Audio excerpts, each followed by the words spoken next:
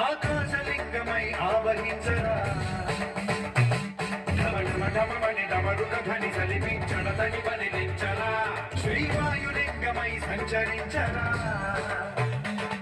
అణువణువణువున తన తనువున నిలిచి చలనమే కలిగించరా